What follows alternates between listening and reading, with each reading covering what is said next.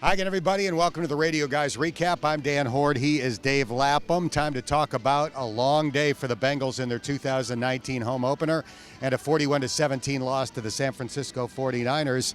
I don't think anybody saw that coming. People might have thought that the 49ers might pull out a close game at Paul Brown Stadium, but nobody expected the Bengals to shoot themselves in the foot as often as they did today. Yeah, and when you look at it, there was just an interception by each team. It wasn't a turnover-laden football game. It was even in terms of turnovers. That was the only thing that was even.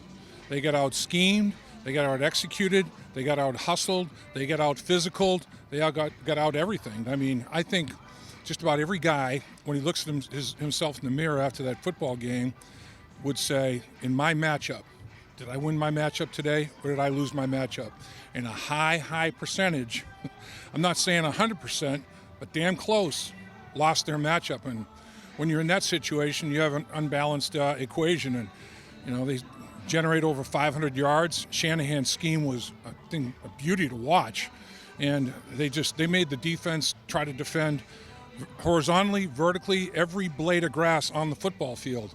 And, man, they had them on their heels, and the Bengals could never get off their heels. Let's talk about the Bengals offense. John Ross goes over 100 receiving yards for the second straight week thanks to that late 66-yard touchdown catch. Tyler Boyd had a 100-yard receiving performance, so those were good things. But the running game has been non-existent in the first 2 weeks of the season. What's the problem? Good question. I mean, again, it's are you winning your matchup? It's at the line of scrimmage. And I'd say just about across the board, you know, they'd probably say we didn't win enough for our matchups, particularly in the running game. And, you know, the other part of it, they're rushing 4 and dropping 7 into coverage. And in some cases, you know, they're chipping with a back or helping with somebody. Well, that's 6 blockers. Quarterback is 7. You know, there's maximum of 4 receivers out there with 7 guys covering them. It's hard. You know, when you're down, the amount of points they were down, all they have to do, those 4 guys pin their ears back and rush. They're disregarding run, and they have 7 guys on the back end covering 4.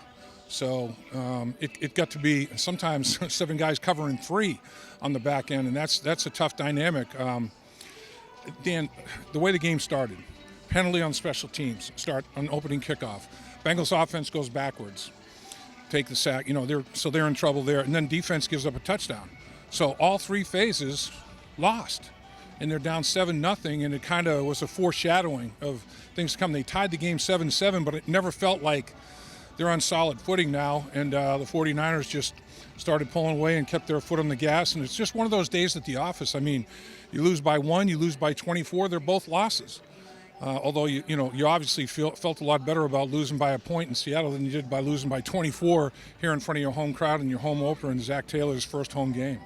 Let's talk about the offensive line. Jonah Williams went down in training camp. Cordy Glenn remains in concussion protocol. Andre Smith and Michael Jordan both went down in this game. It's a lot of bodies to try to replace up front.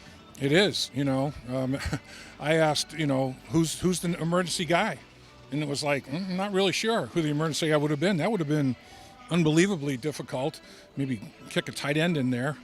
I don't know, maybe Sample, physical guy, rookie, put the rookie in there and let him scuffle. I mean, who knows what would have happened there, but I mean, that whole dynamic is tough. Now, Andre, his groin is kind of in the belly of the groin, so it's not real high, which is better.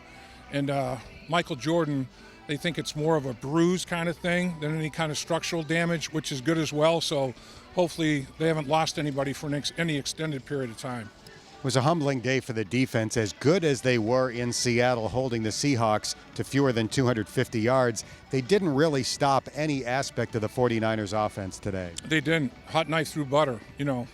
When you give up 570-plus yards offense, that's a tough day. They were running outside, right, left, running up the middle.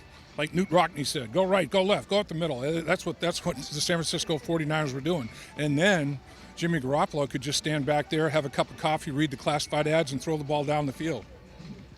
Final score, 41-17. The Niners improved to 2-0. The Bengals fall to 0-2. We'll see if they get their first win next week on the road in Buffalo. For Dave Lapham and our photographer, Sina Grivey, I'm Dan Hoard. Thanks for checking out the Radio Guys Recap here on Bengals.com.